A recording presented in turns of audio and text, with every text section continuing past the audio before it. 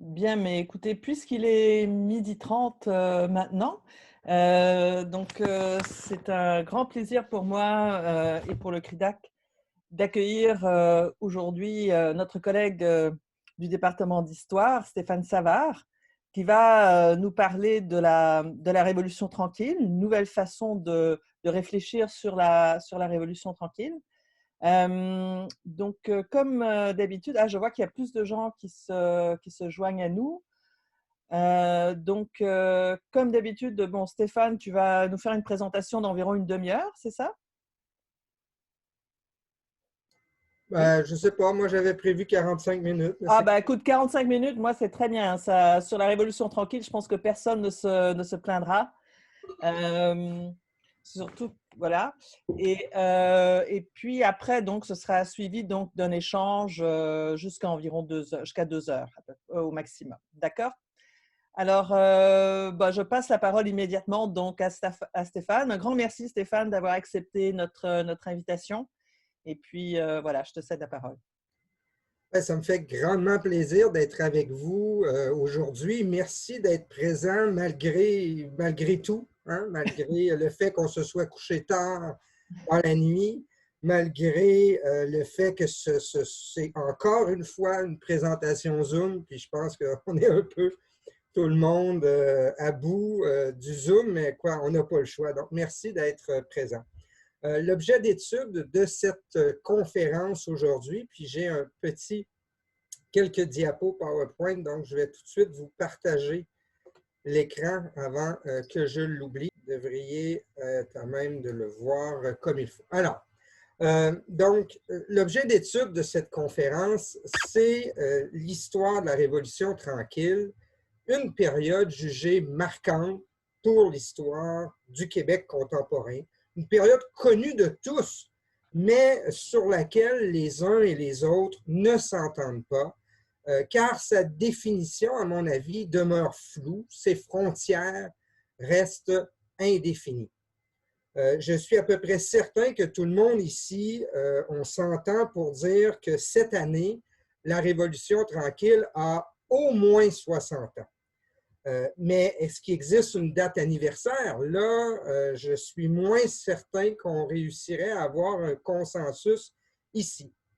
Ici, je posais la question, mais quand elle se termine, quand se termine-t-elle, cette révolution tranquille? Alors là, je suis persuadé que nous n'aurions pas de consensus. Le consensus volerait en éclats. Aussi étrange que cela puisse paraître, très peu de chercheurs ont tenté d'analyser la Révolution tranquille dans son ensemble, hein, ont tenté de proposer une interprétation globale à cette période charnière du Québec, dans l'histoire du Québec. Depuis le politologue Léon Dion et son livre « La Révolution déroutée », c'est un livre inachevé qui a été publié après sa mort. Alors, nous marchons étrangement dans une zone semi-désertique. J'exagère à peine. Il y a bien eu de rares articles de revues intellectuelles et savantes, dont celui de Lucia Ferretti dans l'Action nationale, qui propose une interprétation globale de la Révolution tranquille, mais sans plus. Il y a bien eu des chapitres dans les ouvrages de synthèse sur l'histoire du Québec en général, dont le plus récent est celui de Peter Gossage et Jack Layton. Québec, Histoire du Québec entre tradition et modernité, dont il y a un chapitre sur la Révolution tranquille. Sinon, pratiquement rien. Il y a eu plusieurs études historiennes ou autres portant sur des acteurs, des enjeux. Il y a eu des ouvrages collectifs, mais qui ne présentaient pas une vision d'ensemble, une interprétation d'ensemble. J'y reviendrai plus tard.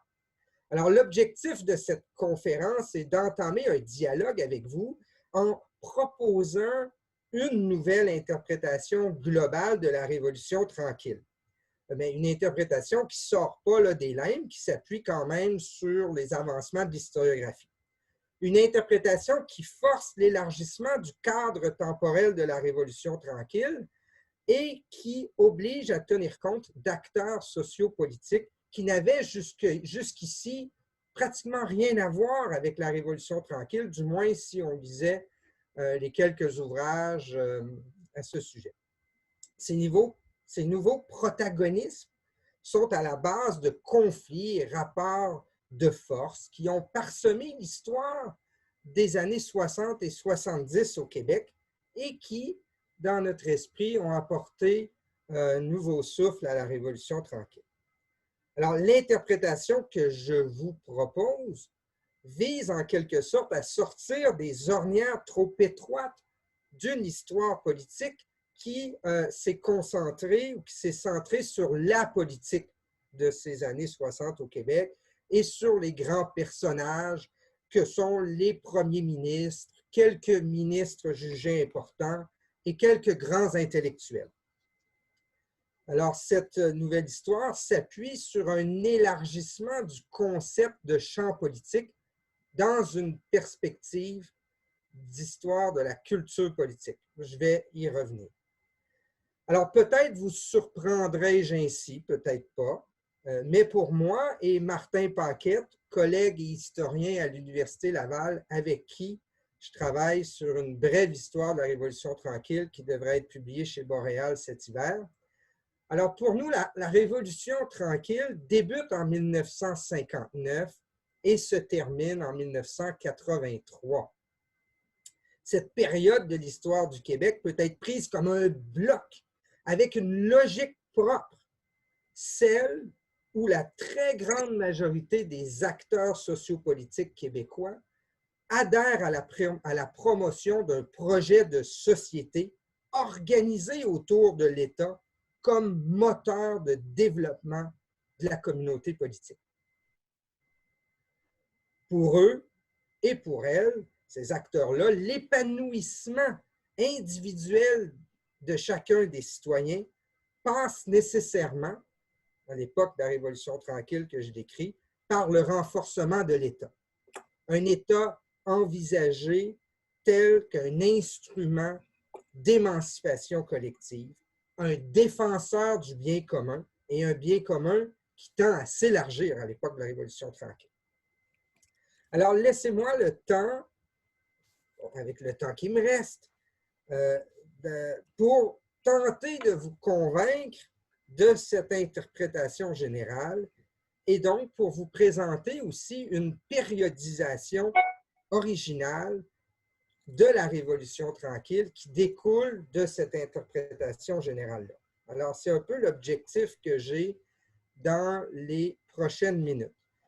Pour ce faire, je me sens obligé de passer un peu plus de temps, de débuter par une analyse de l'historiographie pour mieux présenter ce que les autres chercheurs ont abordé sur la Révolution tranquille, comment ils l'ont abordé, comment ils l'ont interprété, puis vous allez mieux comprendre un peu là où moi je me situe.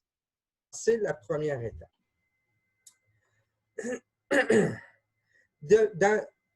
Depuis les années 1970, la Révolution tranquille est définie dans la communauté scientifique par une série de changements qui modifient profondément la société québécoise.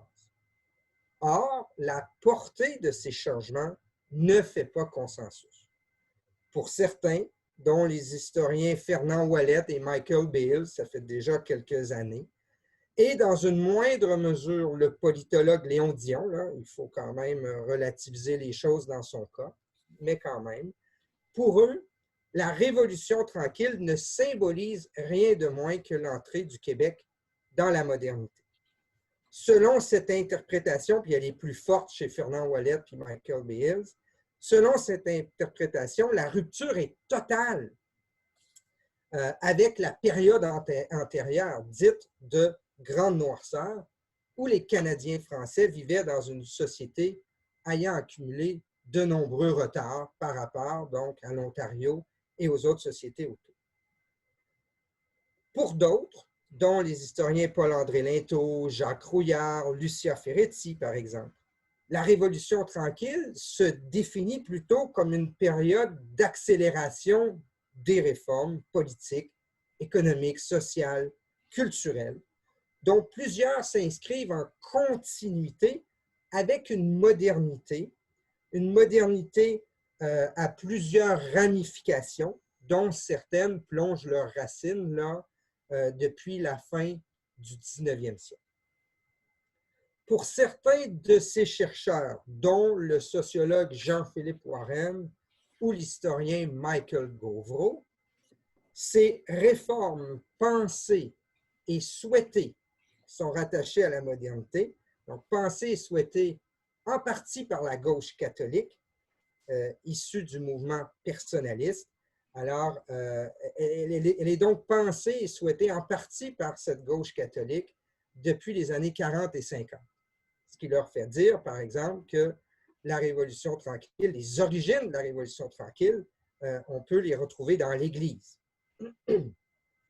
Or, alors, le rythme intense et concentré des réformes dans les années 60, pour reprendre les termes de Paul-André Lintot, caractérise une certaine rupture par rapport à la période antérieure. Alors, oui, il y a continuité, mais pour un historien comme Paul-André Lintot, il y a tellement de réformes que ça crée quand même une certaine rupture. Alors, enfin, un dernier groupe de chercheurs, c'est ceux dans le bas là, de l'image PowerPoint que vous avez, à l'instar des économistes Gilles Paquette, Jean-Luc Miguet ou encore Vincent Geloso, perçoivent la Révolution tranquille comme un moment de déclin. Déclin social d'abord, avec la perte de liens de sociabilité engendrée par la montée de l'État-providence technocratique qui aurait mis à mal la riche trame d'institutions traditionnelles, comme le disait Paquet. Déclin économique aussi, alors que l'étatisme québécois aurait freiné la croissance économique supposément exceptionnelle des années 40 et 50, où un rattrapage était en cours. Ce qui fait dire, par exemple, à Vincent Geloso, dans son livre « Du grand rattrapage au déclin tranquille », bien, il y avait un rattrapage dans les années 40 et 50 et il y a eu déclin dans les années 60. Alors, ceci étant dit, la Révolution tranquille renvoie aussi à une période. Et une fois de plus, les chercheurs qui se réfèrent à la Révolution tranquille ne s'entendent pas sur le cadre temporel la balisant. C'est un peu comme je l'ai dit d'entrée de jeu quand j'ai commencé la conférence. Certains historiens, comme Lucia Ferretti et Jacques Rouillard, considèrent la Révolution tranquille qu'elle se limite aux années 1959-1968, voire même, dans le cas de Rouillard, à la période uniquement du gouvernement Lesage, donc de 1960 à 1966. Se limiter à ces années leur permet de centrer leur analyse sur le moment des grandes réformes qui viennent d'en haut.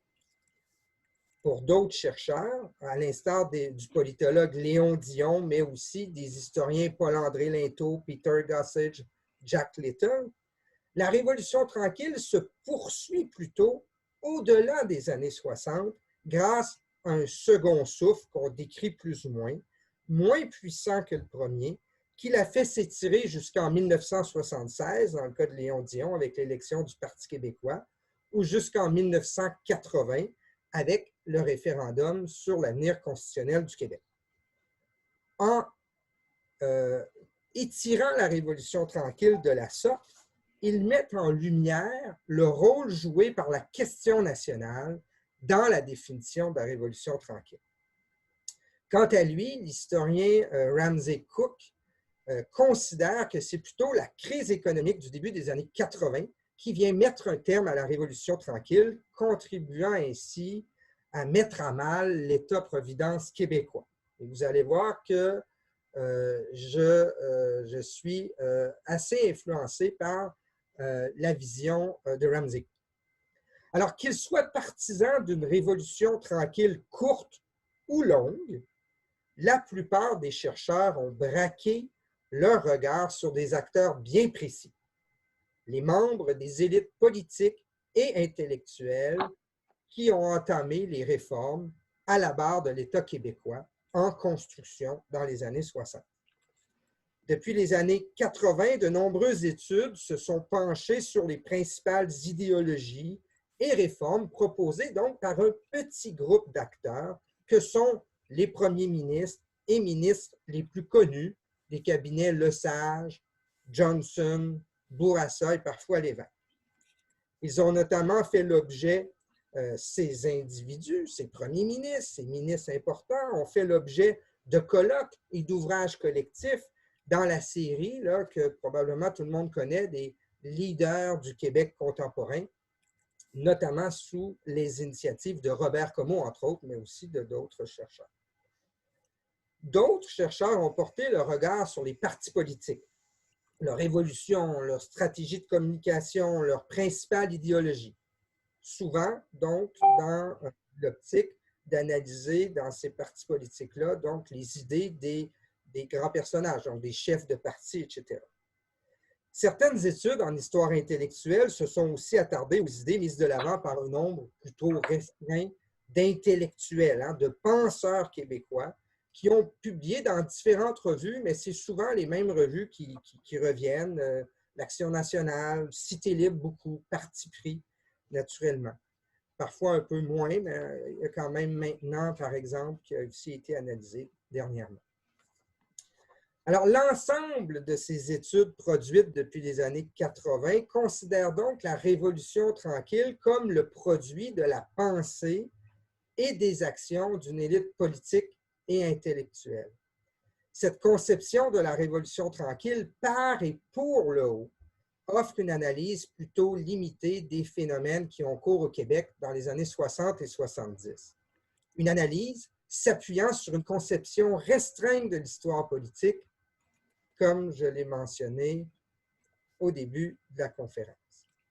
Alors là, je vais passer à la deuxième partie de la conférence où, dans le fond, j'essaie de donner ma définition de la Révolution tranquille qui va être fondée sur l'élargissement du concept de champ politique pour faire entrer de nouveaux acteurs dans cette histoire de la Révolution tranquille.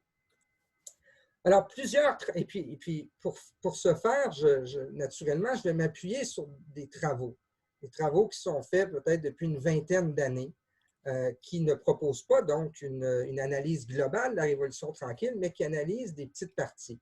Et puis, je pense que c'est l'occasion de tout mettre ça ensemble. Alors, plusieurs travaux récents depuis les 20 dernières années se sont pourtant intéressés aux conflits émanant de la société civile au sujet des transformations de l'État québécois, des orientations de son interventionnisme, ou encore au sujet des transformations de son ordre symbolique.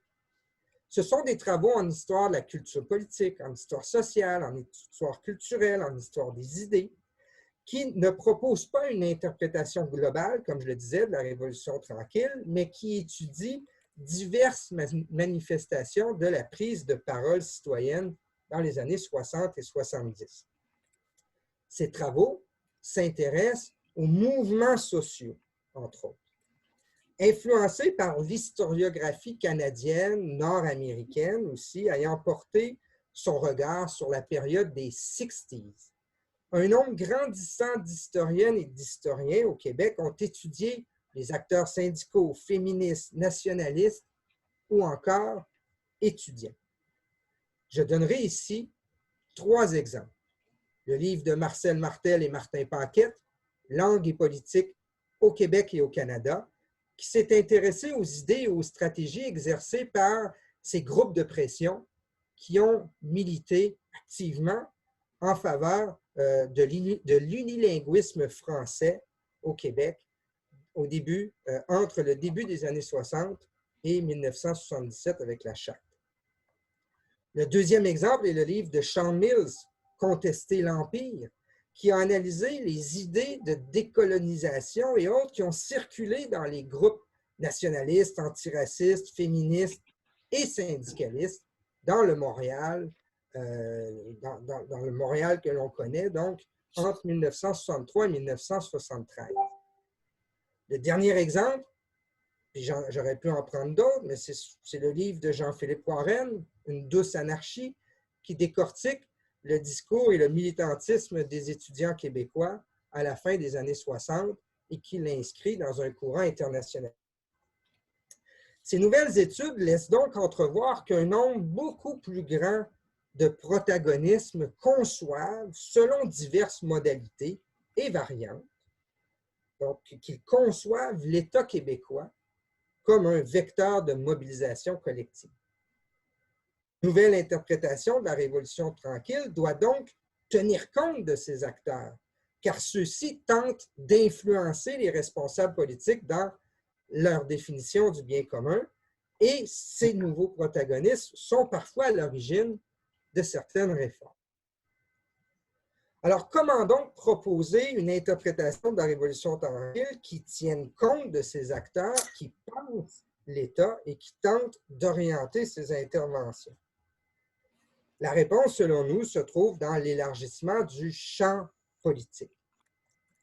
Rappelons que pour le regretté sociologue Pierre Bourdieu, un champ représente un microcosme plus ou moins large de la société globale, un microcosme régi par ses propres normes et qui vise jusqu'à un certain point l'autonomie. Ce champ est traversé de différents rapports de force entre les acteurs qui luttent dans ce champ-là pour s'assurer le monopole des ressources et ainsi l'accumulation d'un capital, qu'il soit symbolique, matériel, économique, etc., culturel. Pour Bourdieu, il existe plusieurs types de champs, dont le champ politique, justement, qui pour lui est probablement le moins autonome de tous. En effet, ce dernier ne peut pas être complètement fermé, loin de là. Pour Bourdieu, est acteur d'un champ toute personne qui produit de l'effet, qui fait de l'effet. Alors, ce qui oblige donc le sociologue à considérer les frontières du champ politique comme étant passablement floues.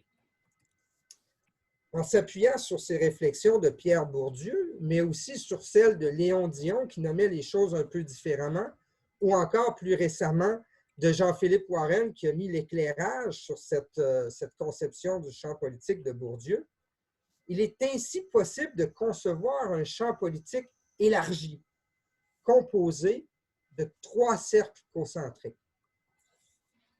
Le premier, on pourrait dire celui qui forme le cœur du champ, le noyau du champ, se définit par l'État et les responsables politiques. Il est composé des responsables gouvernementaux, des autres députés élus, des experts en communication, en sciences politiques qui conseillent là, directement et activement les élus, ainsi que les hauts fonctionnaires qui sont à la tête des ministères, des institutions publiques et parapubliques, des sociétés d'État. Le deuxième cercle, plus large que le premier, est défini par les partis politiques et les médias. Ce cercle comprend alors les nombreux militants des partis politiques qui influencent notamment les plateformes électorales et les orientations des partis. Il s'agit aussi, puis à l'époque de la Révolution tranquille, c'est d'autant plus important, je fais cette parenthèse ici, parce qu'un parti, par exemple, comme le Parti québécois, devient un des premiers partis de masse où justement les militants ont un rôle important à jouer. Et le Parti libéral va suivre dans les années 70. Alors, il s'agit aussi dans ce deuxième cercle, il s'agit aussi, en fait, ça comprend aussi les acteurs des médias traditionnels, surtout pour l'époque de la Révolution tranquille, dont les journalistes producteurs d'opinion qui ont un très grand rôle à jouer dans la transmission ou la critique des messages que cherchent à véhiculer l'État, les ministères, le gouvernement, les responsables politiques, etc. Enfin, le troisième cercle, beaucoup plus perméable que les deux premiers, aux frontières plus floues, est défini par les personnes qui, de manière continue et à un moment précis de l'histoire, entrent en interaction avec les autres acteurs politiques, ceux du premier et du deuxième cercle, et produisent ainsi un quelconque effet dans le champ politique élargi. Il s'agit essentiellement des porte-paroles et militant des mouvements sociaux et groupes de pression qui se multiplient beaucoup au Québec, dans le Québec des années 60 et 70, particulièrement à la fin des années 60 et tout au long des années 70.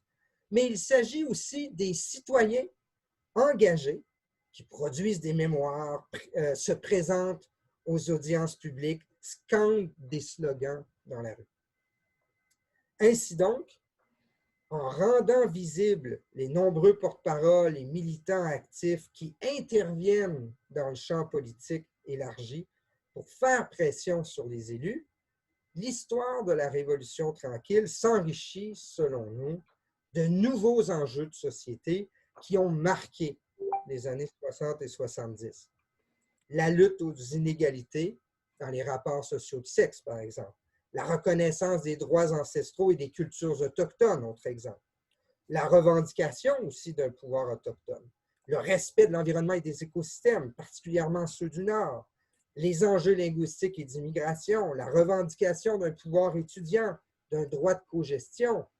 La promotion des droits civiques et des droits socio-économiques, etc., etc. J'y reviendrai pour quelques-uns de ces cas-là tout à l'heure. Ces protagonismes, ces nouveaux protagonismes, surtout ceux issus du troisième cercle, ont un effet certain dans le champ politique élargi. Ils considèrent que l'État doit se porter garant de nouvelles valeurs directement associées au bien commun, selon eux, et au projet d'émancipation individuelle et collective qu'ils appuient. Il est à noter que la composition de ces acteurs permet d'ailleurs de tenir compte des oubliés, entre guillemets, de l'histoire. Plusieurs sont des femmes qui, grâce à leur militantisme et aux différents moyens de pression qu'elles exercent, prennent la parole et participent au processus d'habilitation citoyenne. On peut en dire autant, mais à plus petite échelle, mais quand même, de certains membres des Premières Nations ou encore des différentes communautés ethnoculturelles. Alors, je vais maintenant passer à la troisième et dernière partie de la présentation, où je reviens sur une définition de la Révolution tranquille, mais surtout, donc, je pars de ce concept-là d'élargir le champ politique je reviens sur la définition et je vais montrer comment je l'applique pour historiciser cette Révolution tranquille et la périodiciser. Alors, je la découpe en périodes et c'est cette interprétation que je vais vous proposer dans les prochaines minutes. Ça va conclure ma présentation. Alors, répétons-nous. Répétons-nous. La Révolution tranquille est ce moment dans l'histoire du Québec où il existe un certain consensus social autour de l'État qui devient un vecteur de mobilisation collective à la fois comme agent et comme représentation. Cette caractéristique fondamentale agit comme un prisme canalisant toutes les autres spécificités de la Révolution tranquille, soit celle de l'émergence de nouveaux protagonismes, que ce soit parmi donc les responsables politiques plus jeunes et mieux formés, les technocrates dans les années 60, mais aussi ceux et celles que je vous ai présentés tout à l'heure dans ce troisième cercle, à partir surtout de la fin des années 60 et dans les années 70. Que ce soit aussi la consolidation d'un sentiment d'affirmation nationale, qui se décline dans la Révolution tranquille en deux options, soit le nationalisme fédéraliste, cherchant à revoir les paramètres de la Constitution canadienne, ou encore le nationalisme indépendantiste ou souverainiste, tourné vers la création d'un nouveau pays plus ou moins lié à l'autre pays qui est le Canada. Aussi, les nombreuses réformes étatiques entreprises dans un esprit de rattrapage, de laïcisation et d'émancipation collective, ces réformes étant tournées vers les principes keynésiens et de l'État-providence. Des principes qui étaient en place au Canada, des idées qui étaient en vogue au Canada depuis la Deuxième Guerre mondiale, mais qui donc verront le jour plutôt d'une manière hégémonique dans les années 60 au Québec. Et encore, l'autre point que vous avez ici sur le petit schéma grossièrement esquissé, c'est celui des transformations d'une culture politique qui s'ouvre à la prise de parole et aux principes balisés de démocratie participative. Donc, tout ça participe à cette définition de la Révolution tranquille, mais qui passe toujours par cet État québécois perçu là, comme le défenseur d'un bien commun et d'un bien commun que l'on cherche à élargir sans cesse dans ces années 60 et 70. Et qu'il y a un consensus autour de ça. Je ne dis pas que tous les acteurs sociopolitiques vont dans cette direction-là, mais la très grande majorité, assurément, mais ça ne veut pas dire qu'ils ont tous la même vision sur cette place et qu'est-ce que l'État devrait faire. Donc, il y a des conflits, il y a des tensions, naturellement. Et c'est ce qui donne une coloration particulière à la Révolution tranquille. Alors, prise comme un bloc, les années 1959 à 1983 représentent ainsi le moment de la Révolution tranquille, un moment que l'on peut diviser en 3 temps.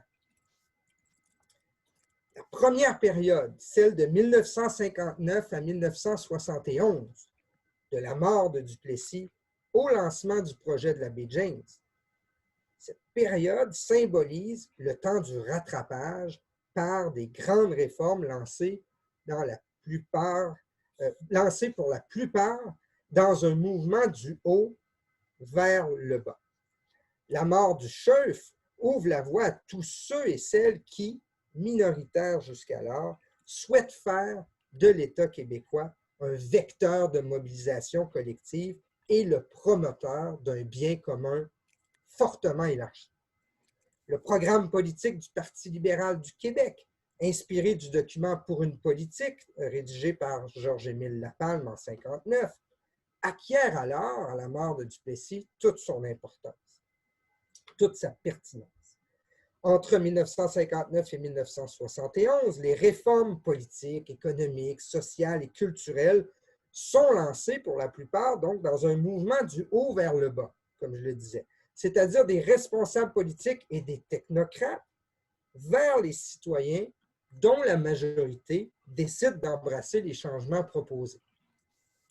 Tournés vers les idéologies de rattrapage et d'émancipation collective, ces réformes contribuent au développement d'un fort sentiment d'appartenance et permettent la redéfinition des références identitaires au Canada français, puis, naturellement, au Québec francophone.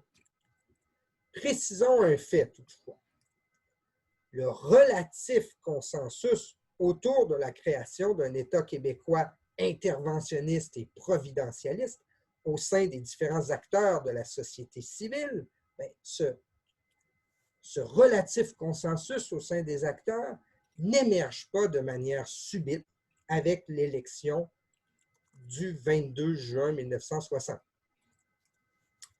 En effet, les réticences de l'Union nationale de Daniel Johnson à l'égard du projet de nationalisation de l'électricité en 1962, par exemple, et surtout de la réforme du système d'éducation en 1963-1964, ces réticences témoignent de l'existence de points de friction au sein de certains groupes de la société civile. Si l'Union nationale remporte les élections de 1966, en partie en raison de ses oppositions, le nouveau gouvernement Johnson fait toutefois fi de ses critiques une fois arrivé au pouvoir en grande partie et poursuit les grandes réformes, notamment dans le domaine de l'éducation. Aussi, il va poursuivre sur la même voie avec Hydro-Québec, par exemple. La deuxième période de la Révolution tranquille, et là, vous voyez que mes périodes se chevauchent parce que les phénomènes sont différents et se chevauchent. La deuxième période de la Révolution tranquille, celle des années 67 à 75, soit de l'Expo 67 et du début de la crise linguistique de Saint-Léonard, à la Convention de la baie James et du Nord québécois en 75. Donc, cette période-là représente le temps de la prise de parole. Le phénomène des années 68 bouleverse les valeurs sociales ambiantes au sein des différentes sociétés occidentales et à ce sujet, le Québec ne fait vraiment pas exception. La montée des mouvements sociaux et groupes de pression qui contestent l'ordre social établi et qui véhiculent de nouvelles valeurs apporte une coloration particulière à l'expérience québécoise. Les idées de décolonisation et d'égalité dans les rapports sociaux de sexe, par exemple, si je ne prends que celle-là, sont considérées au Québec au travers du prisme de la question nationale. Et ça aussi, ça donne une coloration particulière au Québec. Entre 1967 et 1975, le militantisme de nouveaux protagonismes québécois, dont un nombre grandissant de femmes et de membres des groupes ethnoculturels, apporte un second souffle aux réformes entreprises dans les années 60. Dans un mouvement qui part désormais du bas vers le haut, des membres de la société civile vers les responsables politiques et les technocrates, la prise de parole de ces nouveaux protagonistes interpelle indéniablement l'État et l'État québécois. En exigeant que les responsables politiques et les technocrates s'intéressent à de nouveaux enjeux de société, les nouveaux protagonistes s'investissent ainsi dans le champ politique pour influencer la définition et l'élargissement du bien commun défendu par l'État québécois, et ce, en fonction de leurs propres valeurs et intérêts. En guise d'exemple, sous leur impulsion, les responsables politiques légifèrent 2 fois en matière linguistique, sans satisfaire personne. Et là, je parle le Bill 63 en 69 et la loi 22 en 1974. C'est vraiment sous les pressions populaires que les responsables politiques vont légiférer. Je vais revenir sur la question linguistique tantôt, ne vous inquiétez pas. Les responsables politiques doivent également se pencher sur la lutte aux inégalités dans les rapports sociaux de sexe, notamment en légiférant et en entérinant la loi concernant les régimes matrimoniaux en 1970, ou encore avec la création du Conseil du statut de la femme en 1973. Alors, ils sont plutôt en réaction ici qu'à l'avant-garde dans leur réforme. Ils se montrent subitement sensibles également à la conception d'un territoire qui soit partagé avec les communautés locales ou encore à un partenariat avec les peuples autochtones. Rappelons-nous, quand Bourassa lance le projet de la baie James, il est nullement question d'une entente avec les communautés autochtones. Alors, il ne fait que répéter ce que les responsables politiques ont fait avant lui. Et c'est sous les pressions, notamment judiciaires, des communautés autochtones que le gouvernement Bourassa et donc l'État québécois sont obligés de tenir compte de ces revendications et de changer son approche. Autre exemple, des groupes comme la Ligue des droits de l'homme et le Comité pour la défense des droits de l'homme ont longtemps fait pression sur l'État québécois pour l'adoption d'une charte québécoise des droits et libertés de la personne, chose faite en 1975 et qui sera même accompagnée un an plus tard par la Commission des droits de la personne. Alors, en bref, les nouveaux protagonistes n'ont pas le pouvoir de tout changer, loin de là. Et loin de moi l'idée d'avancer cette idée. Mais leur influence demeure importante et ils sont les moteurs d'une série d'interventions étatiques qui, en bout de piste, positionnent parfois le Québec à l'avant-garde. On peut, encore une fois, un autre exemple, on peut penser aux centrales syndicales, par exemple, qui, avec le Front commun de 72, réussissent à améliorer substantiellement les conditions salariales et autres des travailleurs syndiqués, d'une part, mais aussi à propulser vers le haut les conditions de tous les travailleurs québécois. Alors enfin, la troisième période, de 1974 à 1983, se caractérise par le temps de la synthèse. Elle débute par les contestations de la loi 22 sur la langue officielle qui vont contribuer à la victoire du Parti québécois en novembre 1976. Cette victoire et la formation du premier gouvernement de René Lévesque symbolisent la synthèse entre les aspirations des responsables gouvernementaux et celles des nouveaux protagonismes issus du phénomène de la prise de parole. Je m'explique. Il faut dire que la députation péquiste reflète le membership du premier parti de masse au Québec qui coalise plusieurs groupes hétéroclites, anciens technocrates, porte-parole de groupes de pression, militants de mouvements sociaux, syndicalistes, artistes, enseignants, etc.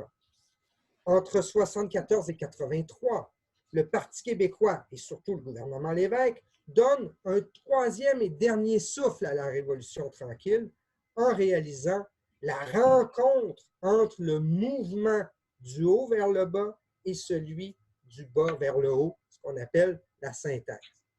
Plusieurs militants considèrent le Parti québécois comme un allié dans la mise en place de politiques sociales, culturelles et économiques qui poursuivent l'expansion de l'État-providence. Ils apprécient également la sensibilité du gouvernement Lévesque à l'égard de la concertation, de la recherche du consensus et, jusqu'à un certain point, des idéaux, très balisés, on s'entend, de démocratie participative. Ils apprécient particulièrement tous les sommets, les nombreux sommets mis en place par le gouvernement Lévesque dans les différents domaines, dont ceux de l'économie et de la culture, par exemple. Alors, Charte des droits et libertés, Charte de la langue française, création du Bureau des audiences publiques en environnement, le BAP, mise sur pied de la Commission de protection du territoire agricole du Québec, élaboration d'une première politique énergétique qui impose un moratoire sur l'énergie nucléaire, référendum sur l'avenir constitutionnel du Québec. Ces exemples d'intervention du gouvernement Lévesque sont directement ancrés dans l'histoire du militantisme des mouvements sociaux et groupes de pression depuis la fin des années 60 et tout au long des années 70. Alors, ces interventions bouclent la boucle, si je peux dire ainsi, du projet d'émancipation politique, économique, culturelle et sociale porté par de nombreuses personnes depuis la fin des années 60. Le moment de la synthèse dure toutefois un temps. Alors, ce moment est éphémère. Alors que la récession économique de 81-83 éclate, l'action du gouvernement Lévesque brise paradoxalement l'expansion de l'État-providence québécois et met un terme définitif au consensus entourant le bien-fondé des politiques sociales et d'un État québécois fort qui soit garant d'un bien commun qui s'élargit sans cesse. Ce consensus avait déjà commencé à s'effriter à la fin des années 70, notamment lorsque de plus en plus d'élites économiques issues du patronat ont commencé à prendre leur distance par rapport à l'État. En freinant l'augmentation des dépenses de l'État pour résoudre les déficits budgétaires dont les origines peuvent remonter jusqu'à la crise énergétique et la période de stagflation qu'on appelle qui suit. Alors, en freinant l'augmentation des dépenses, en coupant, le gouvernement Lévesque s'écarte ainsi des principes keynésiens qui ont pourtant servi de fondement à cette synthèse des intérêts. De leur côté, certaines mesures législatives entérinées par le gouvernement Lévesque à la fin de 1982, puis au tout début de 1983, des mesures qui interdisent le droit de grève et qui réduisent le salaire des travailleurs de la fonction publique et parapublique. Alors, ces mesures, vraiment, vont mettre un terme définitif à cette synthèse et vont couper le Parti québécois d'une bonne partie de sa base. Je m'explique. Comme les historiens Martin Petitclerc et Martin Robert le rappellent, et je cite, par une série de décisions autoritaires, le gouvernement péquiste en vient à renier son préjugé favorable aux travailleurs. Fin de la citation.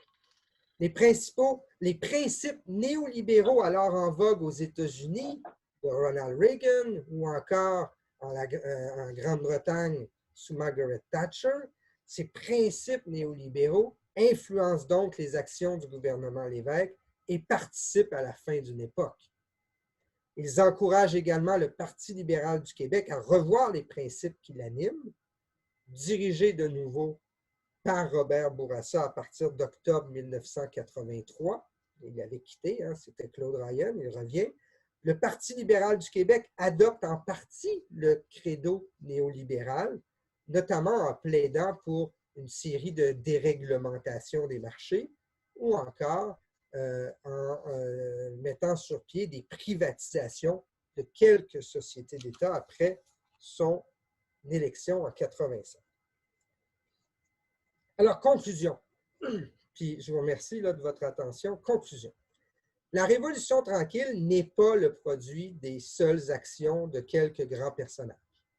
Les récentes études renforcent la vision de ceux qui plaident en faveur d'une longue révolution tranquille. Puis là, je vous l'ai montré, je suis pas le seul.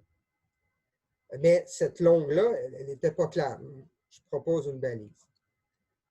La Révolution tranquille doit être considérée comme la période entre 59 et 83 où il existe un consensus sociopolitique autour de l'État garant du bien commun. Cette approche permet de comprendre des processus autrement laissés dans l'ombre. Elle participe également à l'élargissement du nombre de protagonismes qui ont cherché à faire de l'État québécois le porte-étendard d'un bien commun élargi sous l'influence de nouvelles valeurs.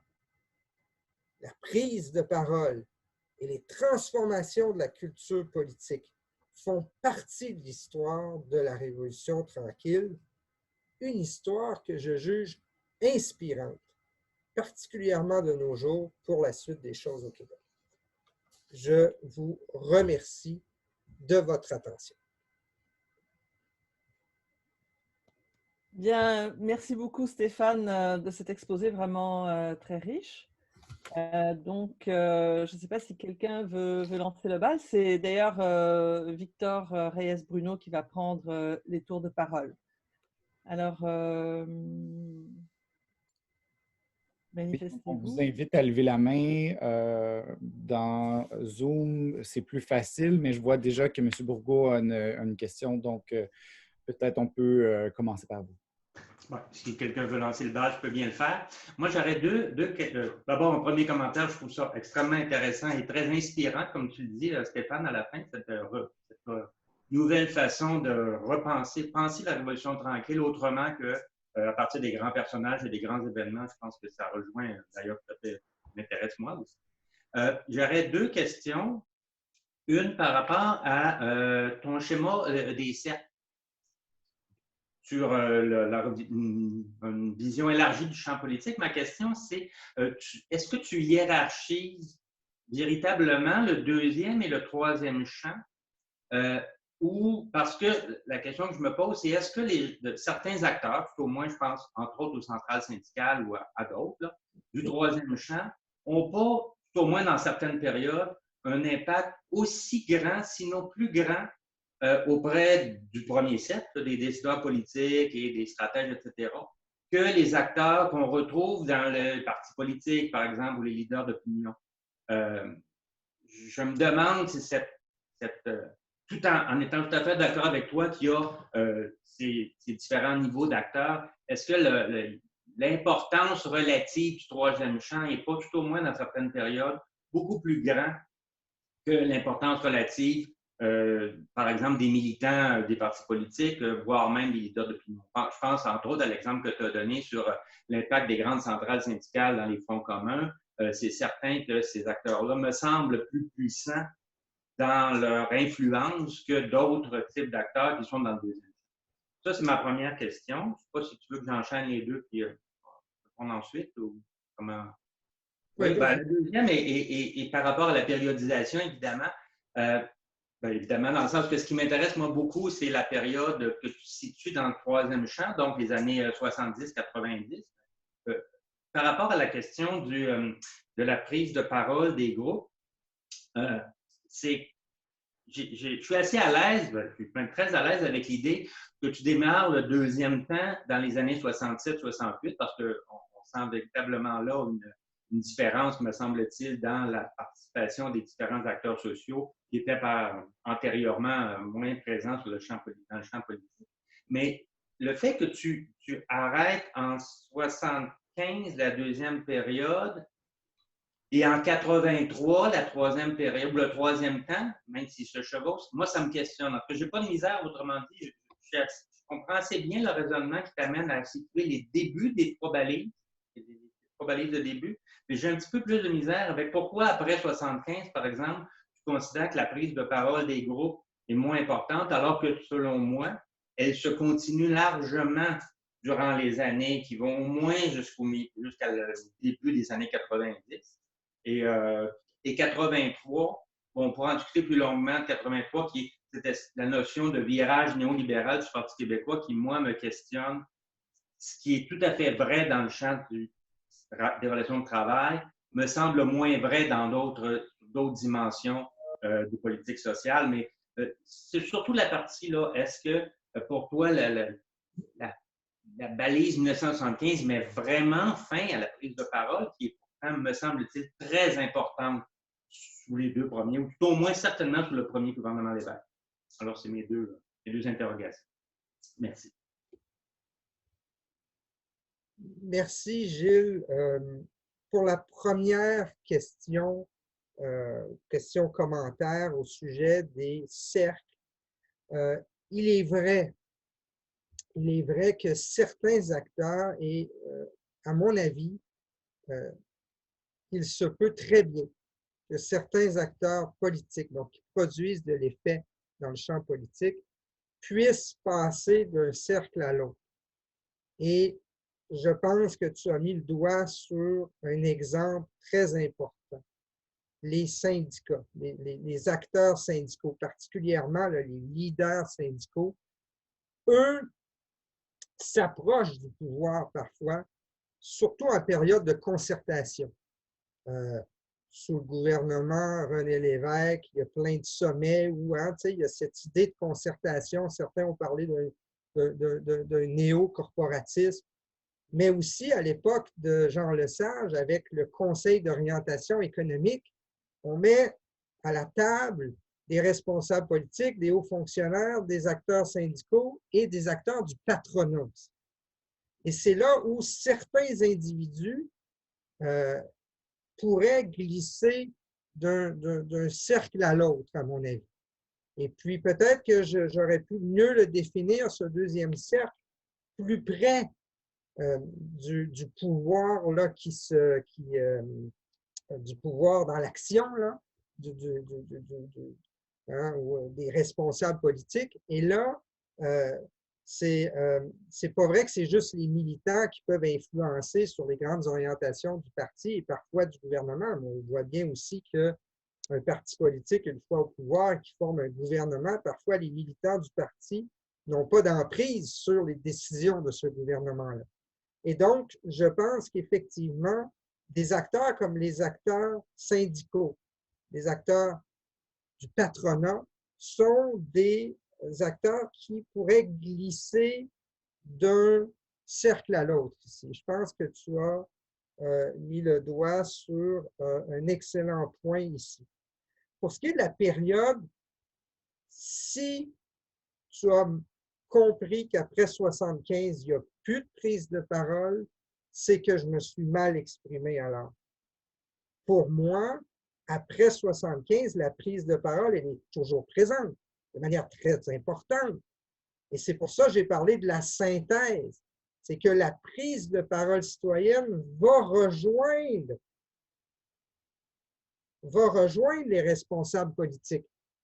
Parce que plusieurs responsables politiques sont même issus de cette prise de parole citoyenne-là. Si on prend un exemple, Lucien Lessard, il militait dans différents mouvements au début des années 70, il a été élu, là, une fois qu'il arrive au pouvoir, qui est nommé ministre, par exemple, ou encore juste assistant ministre, là, ministre adjoint, quoi que ce soit. Donc, on voit là son influence et tout le background qu'il y a en arrière de lui. Donc, la période, la synthèse, comme j'appelle, c'est celle où la prise de parole citoyenne, elle est toujours très présente. Et elle va rejoindre ces volontés de faire des réformes de la part des responsables politiques. Et les deux vont se rejoindre. Donc, cette synthèse, elle a une forte dimension de prise de parole citoyenne. Mais là, cette prise de parole n'a jamais été aussi près que ça du pouvoir jusqu'à un certain point, d'influencer le pouvoir. Avec tous les exemples que j'ai pu nommer, le Parti québécois va faire finalement la charte de la langue française, la loi 101, qui va mettre un terme relativement définitif là, au grand débat linguistique au Québec depuis le milieu des années 60, par exemple. Et là, ça, c'est un élément important. C'est une victoire, en quelque sorte, de cette prise de parole citoyenne. En quelque sorte, parce qu'il y en a qui auraient voulu un unilinguisme français encore plus marqué, prononcé. Donc, le gouvernement Lévesque a fait des concessions jusqu'à un certain point. Mais quand même, la plupart des groupes sont satisfaits par la loi 101 et puis ils ont l'impression d'avoir influencé fortement le gouvernement. Ça, c'est un exemple. Il y en a d'autres. Effectivement, je peux aller dans la question de l'énergie avec le nucléaire, etc. Merci. Merci. Merci, Stéphane. Donc, je donnerai la parole maintenant à Alain Gagnon. Ton micro, Alain, s'il te plaît.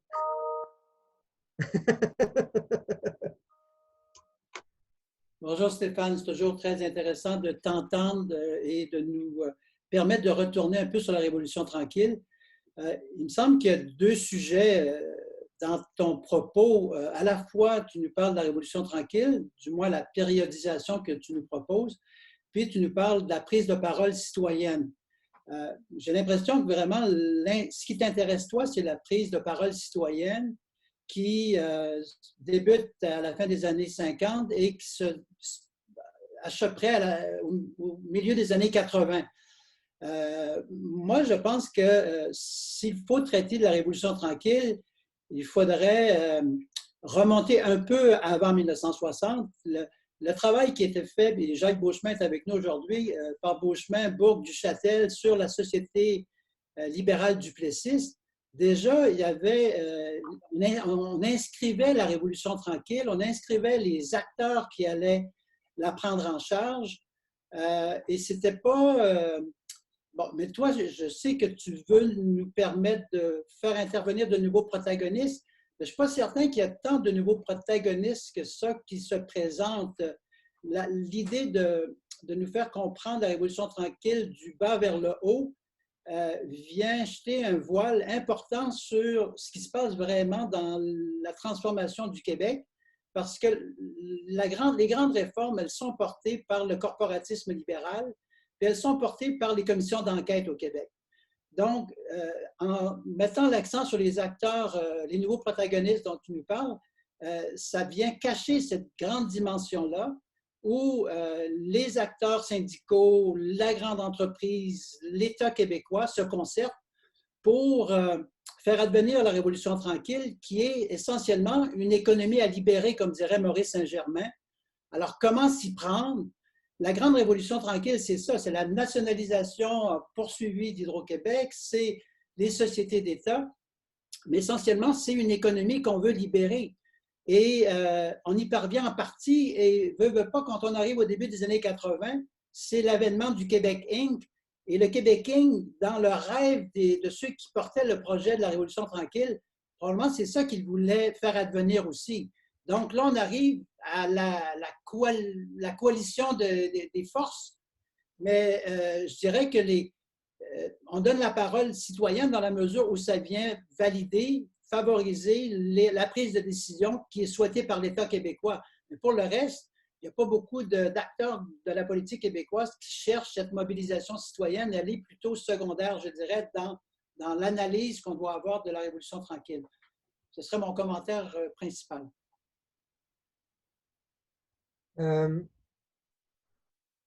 Si on considère que la Révolution tranquille est une série de réformes économiques et dans des réformes très politiques là, sur le plan démocratique, je pense que tu soulèves un point très intéressant, Alain. C'est-à-dire que effectivement, il faut remonter aux origines de la Révolution tranquille. Puis là, c'était moins l'objectif de ma présentation.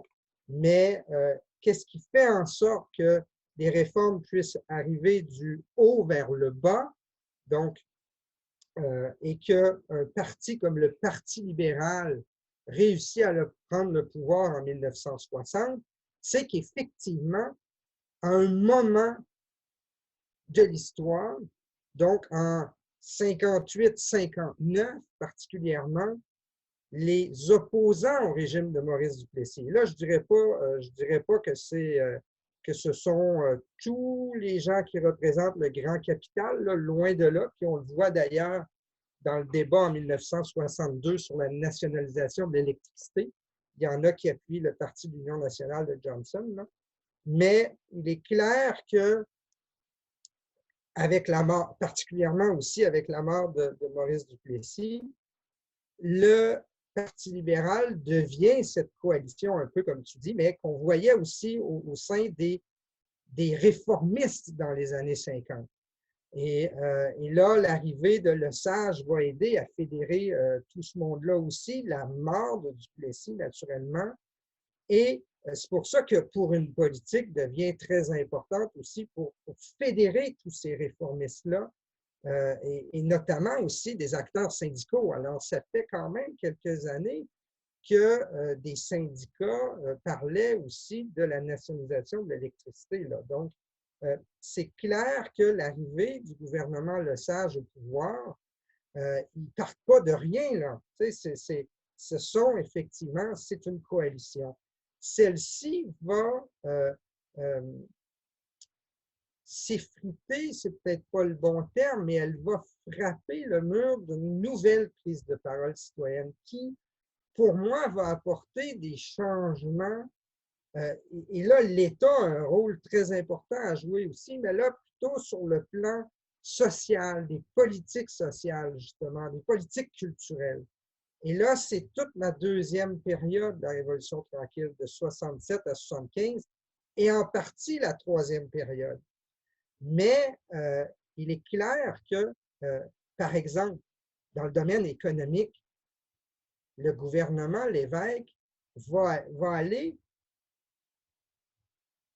sur certains territoires que même le gouvernement Lesage ne voulait pas aller. Et puis, il peut le faire parce qu'il y a de nouveaux appuis, notamment, à mon avis, au sein de ces mouvements sociaux-là qui peuvent être favorables à certaines interventions. Donc, oui, pour faire une histoire de la Révolution tranquille, il faut aussi mieux comprendre qu'est-ce qui se passe dans les années 50. Alors, je ne l'ai pas fait dans cette présentation-là, ça aurait pris 3 heures, mais effectivement, c'est super important ce que tu dis, Alain. Et, mais à mon avis, ce que tu appelles la grande Révolution tranquille, ce n'est qu'une phase de la Révolution tranquille. Et là, ben, on aura peut-être des divergences d'interprétation, mais la coalition que tu parles, ou encore ces acteurs qui se regroupent ou qui perçoivent le Parti libéral comme le parti qui peut justement amener ce rattrapage, faire ce rattrapage. Hein, cette grande coalition est reliée à la notion de rattrapage.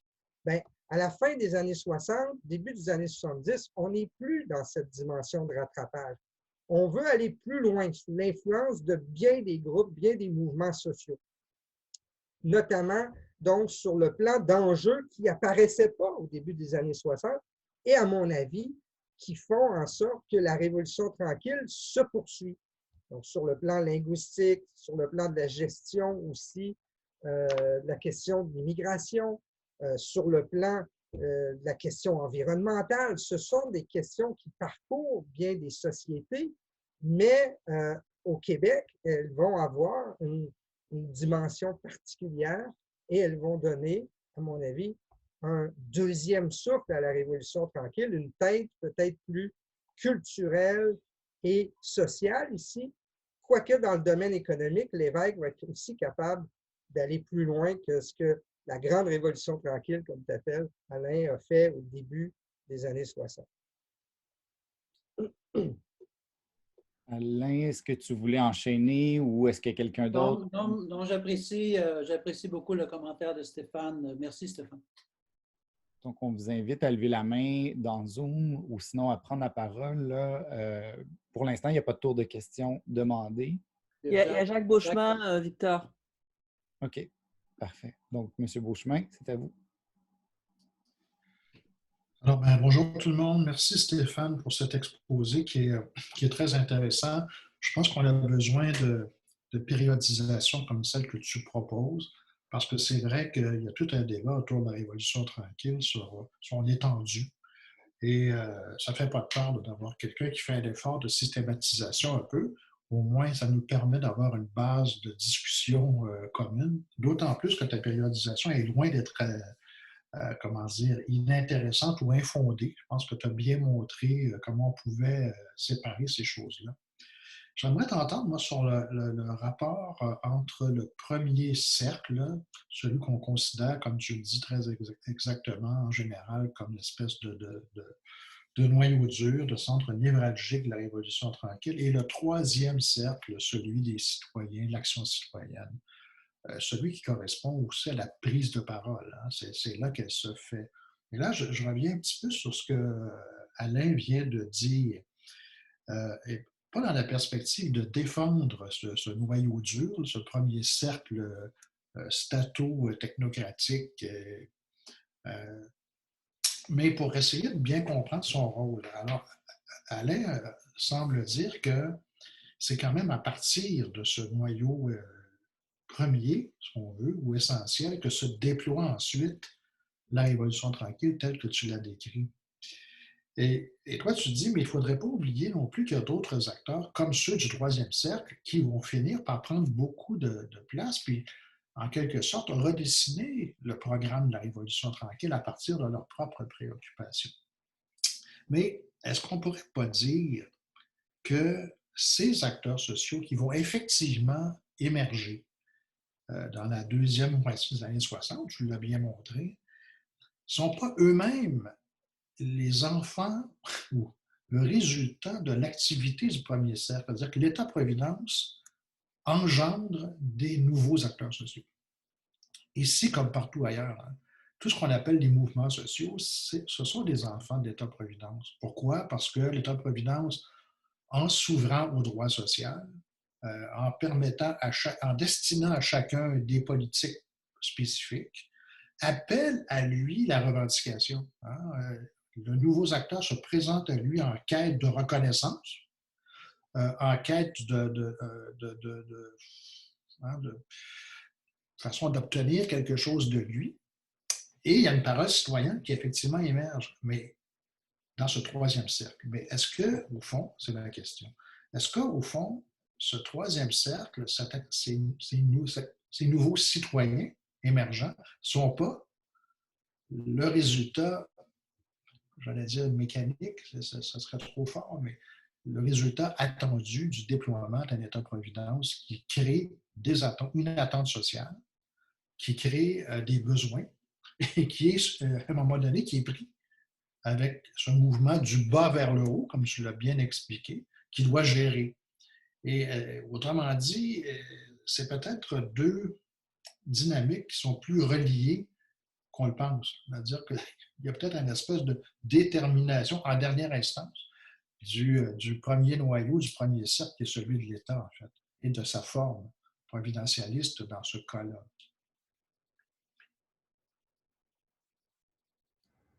Vraiment, vraiment, vraiment intéressante comme réflexion. Effectivement, moi, je le vois, il est très évident ce lien-là si on prend, par exemple, dans le troisième cercle, les jeunes, les mouvements étudiants qui ne font pas juste militer là, dans les associations étudiantes et dans les grèves là, des années 68, comme Warren l'a appelé, mais qui militent dans tout plein d'autres associations, d'autres groupes, d'autres mouvements. Et il est clair ici que plusieurs de ces jeunes sont en quelque sorte le produit d'un État qui a bonifié ses services, notamment avec la réforme de l'éducation, avec les cégeps, avec les universités nouvelles, les autres universités existantes, mais qui ont grossi et qui acceptent de plus en plus d'étudiants parce que l'éducation devient un droit que tout le monde pourrait avoir. Et à ce sujet-là, je pense que vous touchez un point essentiel, Jacques.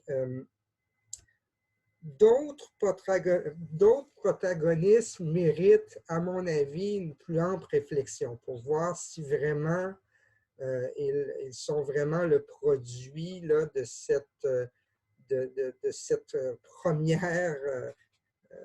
première partie de la Révolution tranquille et de l'État. Je pense, par exemple, aux femmes. Je suis moins certain. Je pense que c'est plutôt un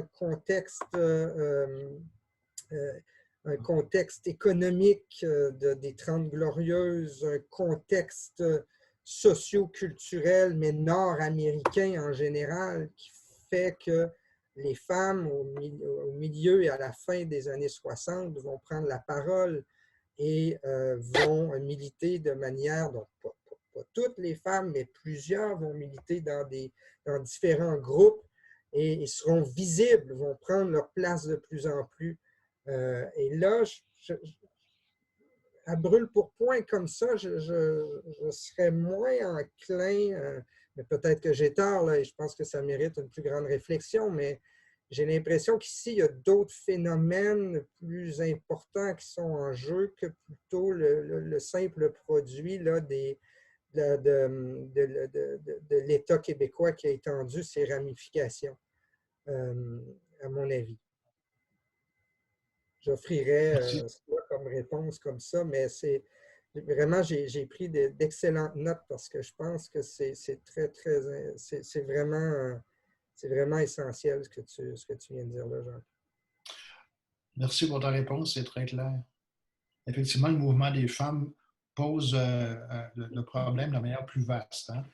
Ce serait difficile de dire que le mouvement des femmes est l'enfant de l'État-providence, même si bien évidemment le providentialisme a eu, à mon avis, un effet très important sur le mouvement des femmes, en particulier à travers l'idée de droit social.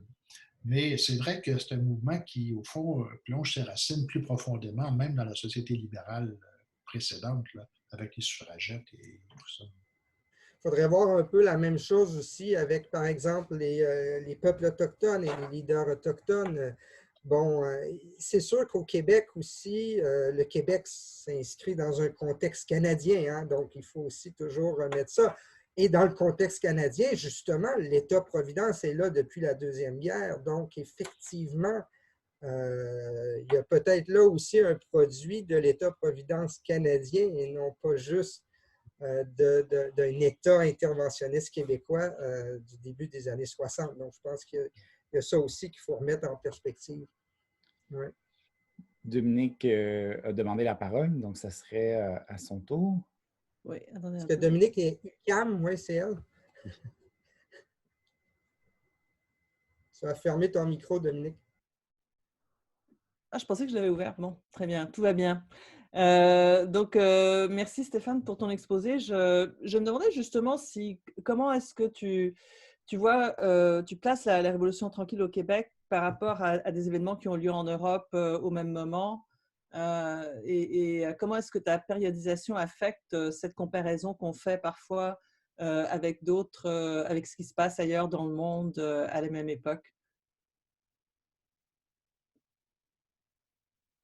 Là, c'est toi qui dois mettre ton Ça micro. arrive à tout le monde. Ah, les autres. C'est clair que ce qu'on a appelé les années 68 dans le monde, qu'on a beaucoup étudié en France, aux États-Unis avec les mouvements étudiants et tout, il y a une circulation d'idées, de pouvoir étudiant, des idées reliées, rattachées à la décolonisation, à la question de l'antiracisme dans ces années.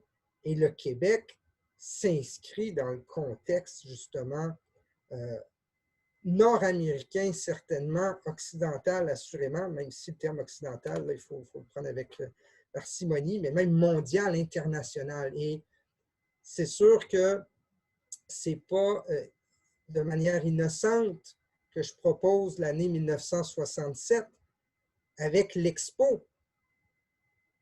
Et aussi, au point de vue linguistique, là, tout début de la crise de Saint-Léonard, mais avec l'Expo 67 et le début de ce mouvement contre-culturel qui va mener aux années 68 à l'international, où là, les jeunes, entre autres au Québec, mais aussi d'autres que des jeunes, mais sont conscients de cette circulation, non seulement des idées, mais de la culture, de la musique, etc. Donc, l'année 67, elle est symbolique à ce sujet-là et elle replace, à mon avis, le Québec dans son contexte, non pas canadien ici, mais international.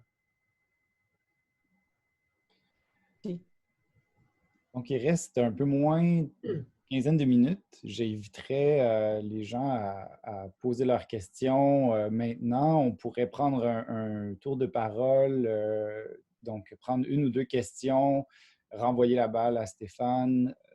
Si les gens veulent se manifester, c'est dans la section participants. En bas à droite, vous pouvez lever la main ou intervenir directement. Alain, je vois que tu as ouvert ton micro. Oui, bon, moi j'ai aimé le concept, il n'était pas formulé tout à fait comme ça, Jack Beauchemin, le processus de contagion, si on veut, comment est-ce que comment est-ce que les périodes elles-mêmes s'influencent, comment est-ce que les acteurs, les protagonistes sont influencés par les institutions en place. Et il en va naturellement, c'est un peu naturel parce que les institutions en place, elles ont besoin d'avoir des appuis au sein de la société. Et ce qu'on voit dans les années 60, c'est que le Québec veut devenir un véritable sujet politique. Puis pour devenir un véritable sujet politique, il faut qu'il y ait un sujet social, un sujet économique. Donc, il y a comme différentes strates qui se présentent. Alors, quand je regarde, par exemple, le Bureau d'aménagement de l'Est du Québec ou le Conseil d'orientation économique ou les divers sommets économiques, il y a là une volonté d'aller chercher de la part de l'État québécois un appui au sein de la société pour faire advenir vraiment le Québec comme sujet politique. Et donc, la Révolution tranquille, pour moi, c'est ça. Dans la mesure où le sujet politique va se concrétiser, la Révolution tranquille aura réussi son plus grand défi. Et peut-être qu'à partir de 83, on a le sentiment, à tort ou à raison, qu'on est parvenu à cet état des choses. Et puis après, bon, il y aura d'autres façons, il y aura un bras de fer qui va s'engager avec le sujet politique Canada, important, mais quand même, j'ai le sentiment que le sujet politique en 83, il est déjà advenu et que le Québec existe pleinement. Donc, la Révolution tranquille, à ce chapitre-là, elle aurait réussi son plus grand défi.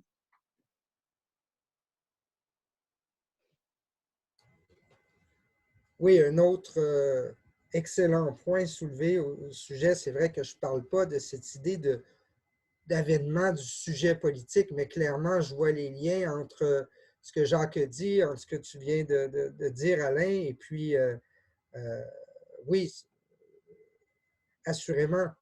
à ce sujet-là, puis j'attrape au bon là, la balle lancée par Dominique tout à l'heure, puis il y a une idée qui m'est survenue, une idée qui a surgi dans mon esprit, une autocritique que je me fais, en fait. Alors, quand j'ai dit que la périodisation avait à voir, par exemple, avec le contexte international, entre autres pour la deuxième période, bien, si on regarde ça attentivement, j'ai très peu parlé du Canada. La périodisation que je propose a très peu à voir avec le Canada. Et là, je reglisse vers ce qu'Alain a dit. Effectivement, la Révolution tranquille, je pense que c'est essentiel de le voir comme le fait que c'est la naissance du sujet politique québécois. Mais en parallèle, il y a quand même ce sujet politique québécois qui est un sujet politique canadien aussi. Et ça, j'en parle peu. J'en parle peu si je peux me faire une autocritique, mais la question nationale, c'est sûr qu'elle transcende toute cette période-là. Mais il me semble que dans l'historiographie, on a parfois donné beaucoup de poids à cette dimension de la question nationale, surtout pour ceux qui ont considéré qu'il fallait élargir la période de la Révolution tranquille. On la faisait arrêter, par exemple, avec le référendum. Bon, ben là, c'est terminé. Mais justement, le commentaire qu'Alain dit, je pense que ça nous permet, si on le ramène sur l'idée d'un sujet politique, mais effectivement, c'est pas un échec nécessairement. Oui, le référendum en tant que tel, pour les souverainistes, c'est un échec, mais on peut le voir différemment, on peut l'interpréter différemment avec le sujet politique québécois qui a pu mener sereinement ici à un débat et à un référendum sur une question aussi importante que celle de l'avenir, de son avenir constitutionnel. Et à ce sujet-là, donc, ben, je m'arrêterai ici, mais je pense que ce sont plutôt des réflexions qu'une réponse, là, mais voilà. Je vois Antoine. Oui, oui, je renchérirais peut-être de ma question sur ce sujet-là. Puis j'ajouterais que c'est une question qui porte beaucoup sur la fin de ta périodisation. J'avoue candidement que j'ai perdu ma connexion pendant que tu étais en train d'en parler. Mais il me semble que justement, peut-être pas que la question nationale, comme ça, apparaît comme un autre volet qui peut justement nous aider à mesurer la Révolution tranquille, pas nécessairement avec le référendum, mais avec le rapatriement de la Constitution qui, finalement, bien plus que le référendum, semble mettre un terme, si on veut, ou le mettre sur pause, toute la question de l'affirmation nationale. Après le rapatriement de la Constitution, il n'y a pas de mobilisation de l'opinion en faveur contre nécessairement le rapatriement. Puis ça, on s'entend, c'est en 81. Puis parallèlement à ça, il me semble que bien avant 83, il y a déjà des indices que le Parti québécois est en train de laisser tomber son parti pris en faveur des travailleurs. Là, j'ai plus d'exemples très précis en tête, mais je me souviens qu'il y en a d'autres déjà, notamment sur la loi spéciale qui impose la convention collective pour la fonction publique.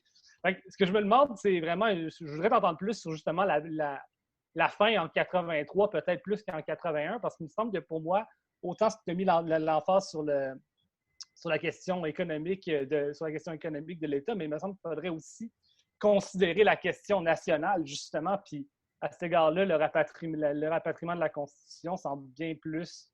Bref, je pense que tu comprends l'essence de ma question ici. Bien, tu as tout à fait raison. Je veux dire, il y a différents phénomènes qui font en sorte, à mon avis, que la Révolution tranquille s'essouffle et s'achève au début des années 80. Là, je vous ai présenté 83 comme ça, là, justement pour susciter probablement le débat. Alors pour moi, je dis souvent 82, 83. Au niveau des lois du gouvernement Lévesque, c'est vraiment en 82, 83. Là. Il y a quelques lois en 82, puis dont celle de 83 qui vise les enseignants. Alors ça, je pense que mes collègues Martin Petitclerc, Martin Robert l'ont quand même bien montré. Juste avant le référendum, par exemple, on avait octroyé des augmentations salariales assez importantes aux syndicats, aux syndiqués, naturellement. Donc, on voulait préserver la paix sociale avant le référendum, c'est sûr. Mais vraiment, tu sais, je pense qu'il y a deux phénomènes qui vont mettre un terme à la Révolution tranquille. Durant la conférence, je me suis beaucoup attardé à l'aspect économique puis au choix qu'on va faire. Donc, le Parizeau, le gouvernement Lévesque vont juger, puis je pense que le rôle de l'historien, c'est aussi de regarder puis d'essayer de comprendre pourquoi. Mais pour eux, il n'y avait plus de moyens en 81-82. Et ils ont laissé tomber les principes keynésiens. Normalement, en crise économique, on dépense plus. C'est en plein ce que Trudeau fait, mais ce n'est pas ce qu'ils ont fait en 81-82. En raison d'un contexte particulier, mais ils ont quand même choisi de laisser tomber ça et de frapper fort au sein de la fonction publique. Et ça va vraiment briser, une partie de leur base électorale, donc parce qu'ils étaient favorables aux travailleurs jusqu'à un certain point. Pour ce qui est de la question nationale, tu as tout à fait raison de pointer vers 82. Pour moi, le rapatriement, c'est vraiment avril 82. Là. Il aurait pu se passer des choses entre l'entente de novembre 81, mais c'est vraiment, c'est là la symbolique, c'est 82. Puis, en parlant de 82, on met l'accent non pas sur la défaite référendaire, mais la défaite de la majorité, la défaite du nationalisme fédéraliste qui a gagné le référendum, mais qui a échoué dans sa tentative de revoir la Constitution canadienne en faveur du Québec. Et là, il y a une fin là, mais qui sera reprise par la suite. Là. Donc, la question nationale ne s'arrête pas, bien évidemment. Mais il y a une pause qui est prise là, assurément.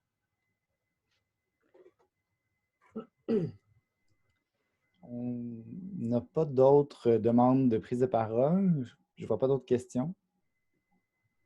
Très bien. Donc, dans ce cas, il nous reste à remercier Stéphane Savard de nous avoir fait cette présentation vraiment super intéressante. Merci beaucoup, Stéphane. Et merci à vous pour les commentaires et questions, vraiment, là, depuis 40 minutes facile. Merci beaucoup. Merci à tous. Et puis, on se donne rendez-vous donc début décembre pour écouter notre nouvelle collègue Stéphanie Tremblay. Merci beaucoup. Merci. Au revoir.